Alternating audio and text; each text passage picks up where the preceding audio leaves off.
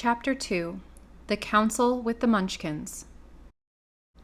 She was awakened by a shock so sudden and severe that if Dorothy had not been lying on the soft bed, she might have been hurt. As it was, the jar made her catch her breath and wonder what had happened, and Toto put his cold little nose into her face and whined dismally. Dorothy sat up and noticed that the house was not moving. Nor was it dark, for the bright sunshine came in at the window, flooding the little room. She sprang from her bed and with Toto at her heels ran and opened the door. The little girl gave a cry of amazement and looked about her, her eyes growing bigger and bigger at the wonderful sights she saw. The cyclone had set the house down very gently, for a cyclone, in the midst of a country of marvelous beauty. There were lovely patches of greensward all about, with stately trees bearing rich and luscious fruits. Banks of gorgeous flowers were on every hand, and birds with rare and brilliant plumage sang and fluttered in the trees and bushes. A little way off was a small brook, rushing and sparkling along between green banks, and murmuring in a voice very grateful to a little girl who had lived so long on the dry, gray prairies. While she stood looking eagerly at the strange and beautiful sights, she noticed coming toward her a group of the queerest people she had ever seen. They were not as big as the grown folk she had always been used to, but neither were they very small. In fact, they seemed about as tall as Dorothy, who was a well-grown child for her age, although they were, so far as looks go, many years older. 3 were men and 1 a woman, and all were oddly dressed. They wore round hats that rose to a small point a foot above their heads, with little bells around the brims that tinkled sweetly as they moved. The hats of the men were blue, the little woman's hat was white, and she wore a white gown that hung in pleats from her shoulders. Over it were sprinkled little stars that glistened in the sun like diamonds. The men were dressed in blue, of the same shade as their hats, and wore well-polished boots with a deep roll of blue at the tops. The men, Dorothy thought, were about as old as Uncle Henry, for 2 of them had beards. But the little woman was doubtless much older. Her face was covered with wrinkles, her hair was nearly white, and she walked rather stiffly. When these people drew near the house where Dorothy was standing in the doorway, they paused and whispered among themselves, as if afraid to come farther. But the little old woman walked up to Dorothy, made a low bow, and said in a sweet voice, "You are welcome, most noble sorceress, to the land of the Munchkins. We are so grateful to you for having killed the Wicked Witch of the East, and for setting our people free from bondage." Dorothy listened to this speech with wonder. What could the little woman possibly mean by calling her a sorceress and saying she had killed the Wicked Witch of the East? Dorothy was an innocent, harmless little girl who had been carried by a cyclone many miles from home, and she had never killed anything in all her life. But the little woman evidently expected her to answer, so Dorothy said with hesitation, "You are very kind, but there must be some mistake. I have not killed anything." "Your house did anyway," replied the little woman with a laugh, "and that is the same thing. See?" She continued pointing to the corner of the house. "There are her 2 feet, still sticking out from under a block of wood." Dorothy looked and gave a little cry of fright. There, indeed, just under the corner of the great beam the house rested on, 2 feet were sticking out, shod in silver shoes with pointed toes.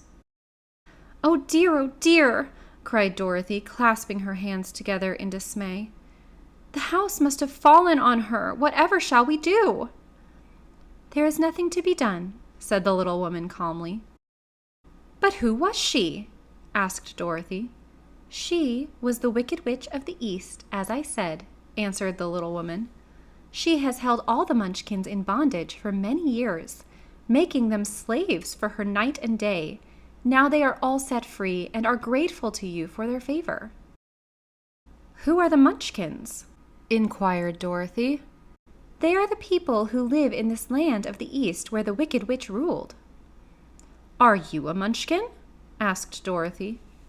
"No, but I am their friend, although I live in the land of the North. When they saw the Witch of the East was dead, the Munchkins sent a swift messenger to me, and I came at once. I am the Witch of the North." "Oh, gracious!" cried Dorothy. "Are you a real witch?" "Yes, indeed," answered the little woman. "But I am a good witch, and the people love me. I am not as powerful as the Wicked Witch was who ruled here, or I should have set the people free myself." "But I thought all witches were wicked," said the girl, who was half frightened at facing a real witch. "Oh, no, that is a great mistake. There were only 4 witches in all the land of Oz, and 2 of them, those who live in the North and the South, are good witches. I know this is true, for I am one of them myself, and cannot be mistaken. Those who dwelt in the East and the West were, indeed, wicked witches. But now that you have killed one of them, there is but one wicked witch in all the land of Oz, the one who lives in the West." "But," said Dorothy after a moment's thought, "Aunt Em told me that the witches were all dead years and years ago." "Who is Aunt Em?" inquired the little old woman. "She is my aunt, who lives in Kansas, where I come from." The Witch of the North seemed to think for a time with her head bowed and her eyes upon the ground. Then she looked up and said, "I do not know where Kansas is, for I have never heard that country mentioned before. But tell me, is it a civilized country?" "Oh, yes," replied Dorothy. "Then that accounts for it. In the civilized countries, I believe, there are no witches left, nor wizards, nor sorceresses, nor magicians. But you see, the land of Oz has never been civilized, for we are cut off from all the rest of the world. Therefore, we still have witches and wizards among us." "Who are the wizards?" asked Dorothy. "Oz himself is the great wizard," answered the witch, sinking her voice to a whisper. "He is more powerful than all the rest of us together. He lives in the City of Emeralds." Dorothy was going to ask another question, but just then the Munchkins, who had been standing silently by, gave a loud shout and pointed to the corner of the house where the Wicked Witch had been lying. "What is it?" asked the little old woman, and looked and began to laugh. The feet of the dead witch had disappeared entirely, and nothing was left but the silver shoes. "She was so old," explained the Witch of the North, "that she dried up quickly in the sun. That is the end of her, but the silver shoes are yours, and you shall have them to wear." She reached down and picked up the shoes, and after shaking the dust out of them, handed them to Dorothy. "The Witch of the East was proud of those silver shoes," said one of the Munchkins, "and there is some charm connected with them, but what it is we never knew." Dorothy carried the shoes into the house and placed them on the table. Then she came out again to the Munchkins and said, "I am anxious to get back to my aunt and uncle, for I am sure they will worry about me. Can you help me find my way?" The Munchkins and the witch looked first at one another, and then at Dorothy, and then shook their heads. "At the east, not far from here," said one, "there is a great desert, and none could live to cross it." "It is the same in the south," said another, "for I have been there and seen it. The south is the country of the Quadlings."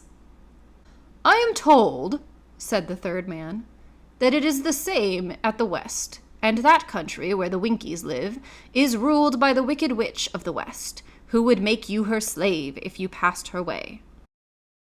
"The north is my home," said the old lady, "and at its edge is the same great desert that surrounds this land of Oz. I'm afraid, my dear, you will have to live with us."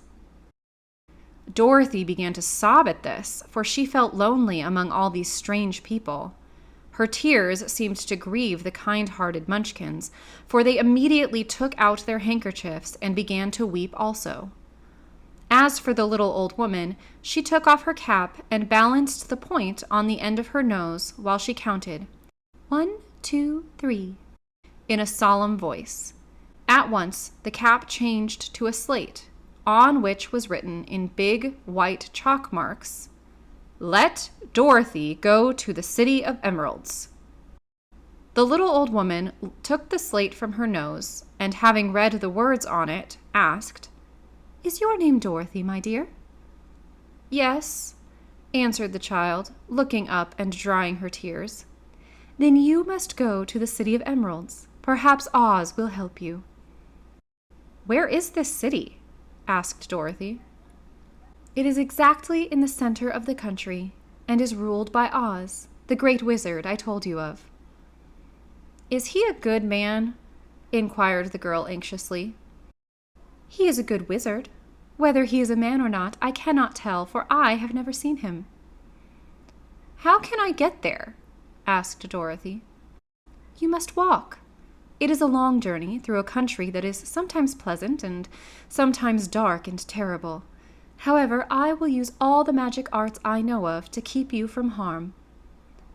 "Won't you go with me?" pleaded the girl, who had begun to look upon the little old woman as her only friend.